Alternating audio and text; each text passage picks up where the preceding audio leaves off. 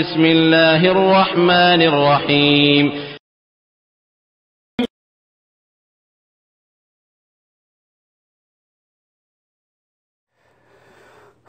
ওয়ালাইকুম আসসালাম রহমতুল্লাহি ওয়া বারাকাতুহু। এক মুহতারাম ভাই জানতে চেয়েছেন প্রশ্ন করে যে কবর জিয়ারত সম্পর্কে, যে কবর জিয়ারতের সহি পদ্ধতি কোনটা অথবা দোয়া কি, বা হাত তুলে দলবদ্ধভাবে যে মুনাজাত আমরা করি আসলে এর ভিত্তি কতটুকুন। আসলে সুন্দর কথা। কবর জিয়ারত যেটা মৃত্যুকে স্মরণ করিয়ে দেয়, রাসূল সাল্লাল্লাহু আলাইহি ওয়াসাল্লাম বলছেন যে কুনতু নাহাইতুকুম আন জিয়ারাতিল কুবুরি ফাজুরুহা, আমি তোমাদেরকে নিষেধ করেছিলাম যে তোমরা কবর জিয়ারত করো না, কিন্তু এখন আমি তোমাদেরকে বলছি যে তোমরা কবর জিয়ারত করো, কারণ এটা মৃত্যুকে স্মরণ করিয়ে দেয় এবং অন্য জায়গাতে আছে যে আখিরাতকে স্মরণ করিয়ে দেয়। তো সুতরাং এটা অবশ্যই গুরুত্বপূর্ণ একটা অধ্যায় কবর জিয়ারত করা। তো কবর জিয়ারতটা করতেই হবে, কিন্তু এই কবর জিয়ারত করাটাও কিন্তু একটা ইবাদত, যে ইবাদতটা আমি আপনি বা সবাই মিলে বানিয়ে যদি ইবাদতটা করি তাহলে কিন্তু হবে না। পদ্ধতি অবশ্যই রাসূল সাল্লাল্লাহু আলাইহি ওয়াসাল্লামের পক্ষ থেকেই নিতে হবে।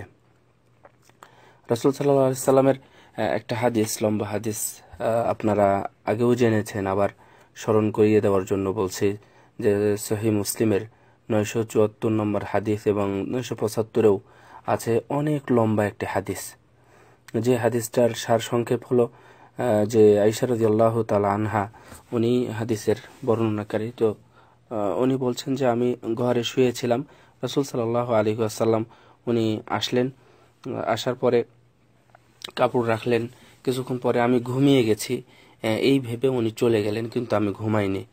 আমিও পিছু নিলাম, দেখলাম যে উনি বাকিউল গারকাদ তথা বর্তমানে যেটাকে বাকি গোরস্থান বা জান্নাতুল বাকি বলে, যদিও ঠিক না, সেই বাকিউল গারকাদে গিয়ে উনি পরপর 3বার হাত তুলে দোয়া করলেন। তো যখন উনি ফিরছিলেন তখন আমিও ফিরছিলাম, তো অনেক দ্রুত আসলাম যেন আমাকে না পেয়ে যায়, কিন্তু ঘরে এসে আমার নিঃশ্বাস ছিল অনেক মোটা। তো রাসূলুল্লাহ সাল্লাল্লাহু আলাইহি ওয়াসাল্লাম জিজ্ঞাসা করলেন যে কি হয়েছিল, তো উনি বললেন যে কোনা তো কিছু হয়নি। রাসূলুল্লাহ সাল্লাল্লাহু আলাইহি ওয়াসাল্লাম বললেন যে তুমি যদি আমাকে বলো তাহলে ভালো, না হলে আল্লাহ কিন্তু আমাকে বলে দিবেন। তখন বললেন যে আসলে গোপন করে কি লাভ, আমি আপনার পিছু নিয়েছিলাম। তখন রাসূলুল্লাহ সাল্লাল্লাহু আলাইহি ওয়াসাল্লাম, যাই হোক, তাদের দুইজনের মধ্যে কথোপকথন হলো এবং একটা বুকের উপর থাবাও দিলেন খুব জোরে। তো পরে বললেন যে আসলে আমি কি বলবো। আয়েশা রাদিয়াল্লাহু তাআলা আনহা জিজ্ঞাসা করলেন যে আমি তাদের জন্য কি বলতে পারি। তো এটাই হচ্ছে বিখ্যাত দোয়া, যে আসসালামু আলা আহলি দিয়ারি মিনাল মুমিনিনা ওয়াল মুসলিমিন ওয়া ইয়ারহামুল্লাহুল মুস্তাকদিমিনা মিন্না ওয়াল মুস্তাখিরিন ওয়া ইন্না ইনশাআল্লাহু বিকুম লালাহিকুন। এটা একটা। আবার আমি আরেকটা বলছি, একই রকম প্রায়, আসসালামু আলাইকুম আহলাদ দিয়ারি মিনাল মুমিনিনা ওয়াল মুসলিমিন ওয়া ইন্না ইনশাআল্লাহু বিকুম লালাহিকুন নাসআলুল্লাহা লানা ওয়া লাকুমুল আফিয়া। এইটা হচ্ছে কবর জিয়ারতের দোয়া। কিন্তু এটা হচ্ছে দোয়া, রাসূল সাল্লাল্লাহু আলাইহি ওয়াসাল্লাম ওখানে গিয়ে 3বার কিন্তু হাত তুললেন। মানে ঘটনাটা এরকম ছিল, আপনি প্র্যাকটিক্যালি দেখেন যে উনি সেখানে গেলেন, যাওয়ার পরে উনি হাত তুলে মুনাজাত করলেন। সেই মুনাজাতের মধ্যে কি বলেছেন এটা যদি আমরা নাও পাই, কিন্তু আপনি যা ইচ্ছা তাই সেখানে বলতে পারবেন মুনাজাত করে, কিন্তু সেটা অবশ্যই হতে হবে একাকী।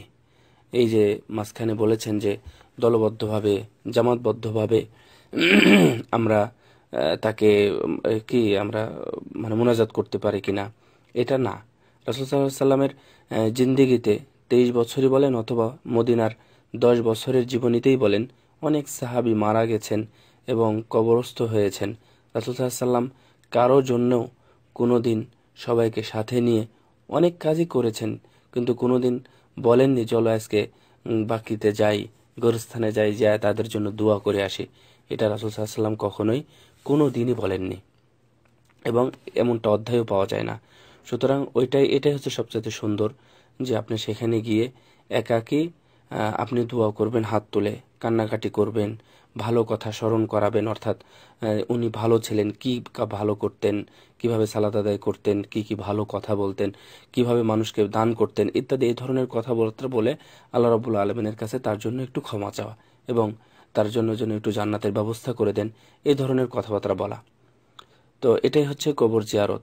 কিন্তু দুঃখজনক বিষয় হলো যে যেটা কোরআন হাদিসে এবং জয়ীফ হাদিসেও অনেকটা পাওয়া যায় না, যে সেখানে গিয়ে ইমাম সাহেব বলেন যে আপনারা এখন সূরা ফাতিহা পড়েন একবার, তারপরে সূরা ইখলাস পড়েন 3 বার, বা আরো যে কুল আছে, ইখলাস, ফালাক, কাফিরুন, দরুদ শরীফ, এগুলো আপনারা পড়েন। এরপরে ইমাম সাহেব একসময় হাত তুলে উঠে মোনাজাত করেন।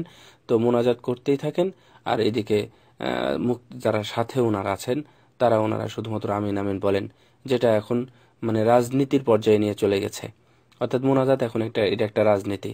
কবরের পাশে গিয়ে ফুল দিয়ে অথবা কোনো দিনে যায়, মানে এটা একটা রাজনীতি করে আসলো, যেটা আমরা বিভিন্ন মাধ্যমে বা বিভিন্ন ইলেকট্রিক মিডিয়া বা বিভিন্ন মিডিয়ার মাধ্যমে আমরা দেখতে পাই। আসলে কবর জিয়ারতের যে উদ্দেশ্য, সেটাই উদ্দেশ্য কিন্তু এখানে ব্যাহত হয় বা সফল হয় না। এখানে আমি মৃত্যুকে স্মরণ করতে যাচ্ছি আর ওখানে আমি রাজনীতি করি। আমি মৃত্যুকে স্মরণ করতে যাচ্ছি আর এখানে একটা খাওয়া দাওয়ার বিশাল এক আঞ্জাম আয়োজন করেছি।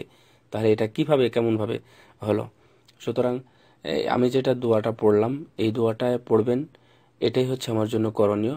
আর এরপরেও যদি অতিরিক্ত করতে চাই, তাহলে আমি ওখানে দাঁড়িয়ে একাকী আমি মোনাজাত করব। বিশেষ করে দাফন করার পরে, এটা হচ্ছে সহিহ মুসলিমের হাদিস, দাফন করার পরে আপনি ততক্ষণ পর্যন্ত দাঁড়িয়ে দোয়া করুন যতক্ষণ পর্যন্ত একটা উট কেটে অর্থাৎ জবাই করে সেই গোস্তগুলো প্রতিবেশীর মধ্যে বন্টন করতে যতটুকু সময় লাগে ততটুকু পর্যন্ত দাঁড়িয়ে দোয়া করার কথা হাদিসে এসেছে।